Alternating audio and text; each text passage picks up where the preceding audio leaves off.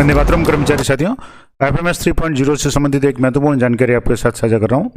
कई साथियों के जीपीएफ नंबर है अभी भी शो नहीं हो रहे हैं, तो आपको जीपीएफ नंबर एसएपीएफ पोर्टल से कैसे एफएमएस 3.0 पे अपडेट करने हैं, तो उसके लिए जो सबसे पहला काम आपको करना पड़ेगा, आप यहाँ लॉगिन हो जाएं डीडीओ के लॉगिन में, और वहाँ जाकर के आपको सबसे पहला आपको काम करना है डीडीओ लॉगिन में जाकर के आपको जो वर्क फ्लो कॉन्फ़िगरेशन है उसमें जाकर के आपको प्रोसेस टास्क असाइनमेंट में जाने के बाद में आपको मॉडिफिकेशन सर्विस डिटेल्स इस पर आपको क्लिक करना है, और यहाँ आपको रोल असाइन करना है, जैसे मेकर, चेकर, अप्रूवर। तो जो भी डीडीओ है उनके रोल आपको यहाँ से असाइन करने हैं। यहाँ से जैसे मैंने एक मेकर का कर लिया, इस तरीके से आप यहाँ से चेकर का भी कर लें। तो ये तीनों रोल असाइन कर लें, उसके बाद आगे का प्रोसेस आपको करना पड़ेगा। तो रोल असाइन करें, उसके बाद मैं आगे का प्रोसेस आपको बताता हूँ।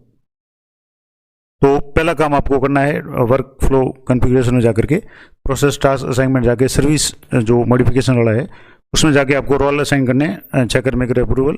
ये सारे करने के बाद में आपको एम्प्लॉय मैनेजमेंट पे आना है, क्योंकि जीपीएफ नंबर अपडेट करने के लिए आपको सर्विस डिटेल्स अपडेट करनी पड़ेगी। तो यहाँ सर्विस डिटेल्स पे आप क्लिक करेंगे और यहाँ से आपको कार्मिक को सिलेक्ट कर लेना है। यहाँ से जैसे जो भी 5 उसको आप डिफ़ॉल्ट 5 उसको मैक्सिमम करके उस कार्मिक को सिलेक्ट करें जिनकी आप जीपीएफ नंबर है वो अपडेट करना चाहते हैं। तो यहाँ से मैंने जैसे कार्मिक को अपडेट कर लिया, यहाँ से मॉडिफाई पे क्लिक करेंगे। अब यहाँ आपके इनके जो भी डिटेल्स है, यहाँ सर्विस कैटेगरी, सब कैटेगरी, रेजिग्नेशन वगैरह, ये सारा आप एक बार देख लें। जैसे स्टेट सर्विस है, अब इनके बाद में सब कैटेगरी है, आपको यहाँ सब कैटेगरी वो सिलेक्ट करनी है। तो अब थोड़ा सा इसमें से सब कैटेगरी में जैसे राजस्थान एजुकेशनल सर्विस है, आपको ये करना है। यहाँ से जैसे राजस्थान एजुकेशनल सर्विस ये आप सेलेक्ट कर लें। उसके बाद में designation as per service cadre है, तो आप यहाँ डेजिग्नेशन जैसे लेक्चरर है तो आप लेक्चरर कर लें। जैसे ABCD वाइज आप देखेंगे तो लेक्चरर इन ह्यूमैनिटी है, ये आप कर लें। उसके बाद आपके सर्विस कैटेगरी में परमानेंट है तो रेगुलर कर लें। उसके बाद सब कैटेगरी में आपके परमानेंट कर लें। उसके बाद एक्टिव स्टेटस आ रहा है, उसके बाद में इंटाइटलमेंट है आपके, ये जैसे 2004 टू 2022 ये आप कर लें। गजेटेड आ गया, actual post in office, current office, यहाँ से जैसे ये लेक्चरर है तो आप लेक्चरर कर लें। यहाँ से लेक्चरर इन स्कूल एजुकेशन है, ये आपने सेलेक्ट कर लिया। सर्विस कोटा जैसे NA है, अपॉइंटमेंट ऑर्डर नंबर जो भी है आप वो इंटर कर लें। अपॉइंटमेंट ऑर्डर डेट है वो आप इंटर कर लें। यहाँ से जैसे 2011 में इनकी अपॉइंटमेंट है तो यहाँ 2011, और जो भी अपॉइंटमेंट की डेट है, ऑर्डर की डेट है वो आप सेलेक्ट कर लें। उसके बाद ज्वाइनिंग डेट ऑटोमेटिक आ रही है, डेट ऑफ प्रेजेंट डेजिग्नेशन आ रही है। पेरेंट डिपार्टमेंट यहाँ से आपको education department general branch select कर लेना है, यही आएगा।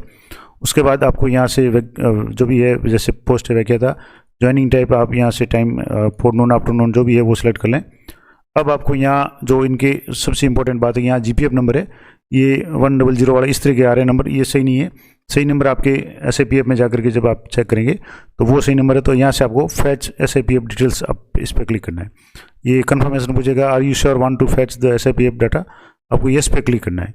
और येस पे क्लिक करने के बाद में आप देखेंगे यहाँ से नंबर ये चेंज हो गए। पहले जो नंबर 110 वाले इस तरीके से आ रहे थे, अभी आपके नंबर आ रहे हैं जीपीएफ 0 जो 51 वगैरह इस तरीके जो नंबर आ रहे हैं, इसको आप जीपीएफ या आपके एसआईपीएफ में जाकर के इसको कंफर्म कर लें। ये कंफर्म करने के बाद अभी भी आपके जैसे यहाँ अपडेट सर्विस डिटेल का ऑप्शन नहीं आ रहा है, तो आपको यहाँ डॉक्यूमेंट में आपको कोई भी इनका डॉक्यूमेंट है वो अपलोड करना है। जैसे यहाँ मैंने ऑफिस ऑर्डर कर लिया, जो भी आप डॉक्यूमेंट अपलोड करना चाहे वो आप सेलेक्ट कर लें, और यहाँ से ब्राउज में जाकर के आप उस डॉक्यूमेंट की PDF है वो आपको यहाँ अपलोड करनी है। तो जैसे मैं यहाँ जो भी ब्राउज में जाकर के आपकी जो भी PDF आपके जहाँ भी जिस फोल्डर में पड़ी है लैपटॉप में वगैरह में, वहाँ से आप उस PDF को सिलेक्ट कर लें। जैसे मैं यहाँ से डाउनलोड में जाकर के इस PDF को सिलेक्ट कर रहा हूँ, यहाँ से जैसे PDF होगी, अब इसमें जो भी PDF आपके है वो आप इसको सेलेक्ट कर लें। यहाँ से जैसे मैं ये PDF है इसको सेलेक्ट कर लिया और यहाँ ओपन पे क्लिक करेंगे तो ये PDF आप सेलेक्ट कर लें, और यहाँ से जब वापस इसको सेलेक्ट कर लें, अब सेलेक्ट करने के बाद ये जैसे ही अपलोड हो जाएगी तब आपके यहाँ सर्विस डिटेल्स ऑप्शन है वो आ जाएगा अपडेट वाला। अभी जैसे ये काम नहीं कर रहा है, लेकिन अभी PDF अपलोड नहीं हुई है तो थोड़ा सा इसमें लोडिंग में समय ले रहा है। अभी जैसे ये सिलेक्ट नहीं हुई तो मैं इसको दोबारा सेलेक्ट करके आपको बता रहा हूँ। थोड़ा सा इसमें कई बार जो भी साइट है वो भी थोड़ी सी इशू रहता है। और यहाँ से मैंने जैसे इसको सिलेक्ट कर लिया, यहाँ फाइनेंशियल रिपोर्ट जो जैसे मैंने इनका जो भी ऑर्डर था वो आपको सिलेक्ट करना है। यहाँ से जैसे ऑर्डर आपने सेलेक्ट कर लिया, अभी भी जैसे अपडेट का ऑप्शन नहीं आ रहा है, तो अब आपको यहाँ देखना है कि डेट है वो आपको चेक करनी है कि कहीं डेट में तो कोई मिसमैच नहीं है। यहाँ से जैसे प्रेजेंट डेजिग्नेशन और ज्वाइनिंग डेट ये देख लें, अपॉइंटमेंट ऑर्डर की डेट देख लें, और इसके बाद में और भी कोई है अगर आपके देख रहे हैं। अब यहाँ फिर भी अभी भी जैसे अपडेट का ऑप्शन नहीं आ रहा है, तो आपको जो इंपॉर्टेंट बात देखनी है वो मैं आपको बता रहा हूँ क्या करना है। तो अब मैं आपको बता रहा था कि जैसे अगर आपके यहाँ नीचे ऑप्शन नहीं आ रहा है अपडेट का, इसका मतलब है कोई ना कोई कॉलम आपके खाली रहा होगा। तो यहाँ से देखा तो यहाँ से जैसे डेजिग्नेशन ऑफ अपॉइंटिंग अथॉरिटी, यानी जो अपॉइंटमेंट हुआ था उसमें अथॉरिटी कौन थी डेजिग्नेशन, ये जैसे मैंने शुरू में वरिष्ठ अध्यापक से इनका सिलेक्शन हुआ है, तो जॉइंट डायरेक्टर थे, तो यहाँ से जॉइंट डायरेक्टर सेलेक्ट किया और ये करते ही आपके यहाँ अपडेट सर्विस डिटेल का ऑप्शन आ गया। तो कहने का मतलब है कि आपको एक तो PDF अपलोड करनी है, इसके अलावा और भी कोई डिटेल्स अगर आपके यहाँ नहीं है जिसमें कोई कॉलम खाली रह गया हो, आप गौर से देखेंगे तो कोई ना कोई कॉलम खाली रहेगा। अगर वो कॉलम खाली रहेगा तभी आपके यहाँ ऑप्शन अपडेट का नहीं आएगा, अन्यथा अपडेट का ऑप्शन आएगा और यहाँ से आपको अपडेट सर्विस डिटेल्स पर क्लिक करके कन्फर्मेशन मांगेगा, आपको येस पे कन्फर्म करना है और येस पे कन्फर्म करने के बाद आप वापस थोड़ा सा कुछ सेकंड वेट करेंगे तो आपके कन्फर्मेशन का मैसेज आ जाएगा। साइट थोड़ी सी धीरे चलती है तो इसमें थोड़ा सा समय लेता है, तो एक बार देख लें। यहाँ से आ गया ये जैसे successful, your request has been successfully और रिक्वेस्ट आईडी ये आ गई। अब आप ओके पे क्लिक करके इसको वापस अगर दोबारा देखेंगे तो यहाँ GPF नंबर वापस आपके अगर चेक करना चाहें तो आप वापस कार्मिक की सर्विस डिटेल्स में जाएंगे, वापस एम्प्लॉय मैनेजमेंट में जाएंगे, यहाँ से सर्विस डिटेल्स है और सर्विस डिटेल्स में आपको एम्प्लॉय को सिलेक्ट करना है। मैं वापस दोबारा एम्प्लॉय को सिलेक्ट करके आपको GPF नंबर के जो GPF जो लिखा हुआ आना चाहिए, जो लेटेस्ट नंबर है, वो पहले जो डिफ़ॉल्ट आ रहे थे वो आप चेक कर लें, आश्वस्त हो जाएं कि सही है। तो मैं यहाँ वापस दोबारा इसको चेक करके बता रहा हूँ। यहाँ से जैसे मैंने कार्मिक को सिलेक्ट कर लिया, अब यहाँ आप नीचे देखेंगे तो कुछ सेकंड का समय लगेगा लोडिंग में और यहाँ आपके देखेंगे तो ये GPF नंबर है, ये ऑटोमेटिकली GPF 051 वाले ये नंबर आ गए, जबकि पहले यहाँ 110 वाले कोई नंबर आ रहे थे।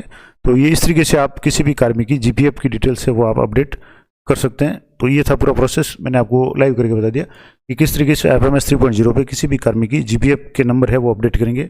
अगर GPF के नंबर सही नहीं होंगे तो आपके कई तरह की समस्या हो सकती है। पहली बात तो आपके जो भी GPF की डिडक्शन है वो आपके किसी दूसरे खाते में चली जाएगी, तो ये भी समस्या है। दूसरा, ट्रेजरी से बिल ऑब्जेक्शन भी लग जाता है और कई बार ऑब्जेक्शन में लगता है कि GPF number please update GPF number. तो आप GPF नंबर किस तरीके से अपडेट करेंगे ये पूरा प्रोसेस मैंने आपको लाइव करके बता दिया। तो ये थी महत्वपूर्ण जानकारी, आशा करता हूँ आपके लिए उपयोगी रहेगी। इस तरह की लेटेस्ट और अपडेट जानकारी के लिए चैनल पर बने रहें। मिलते हैं नेक्स्ट वीडियो में, तब तक जय हिंद, जय भारत।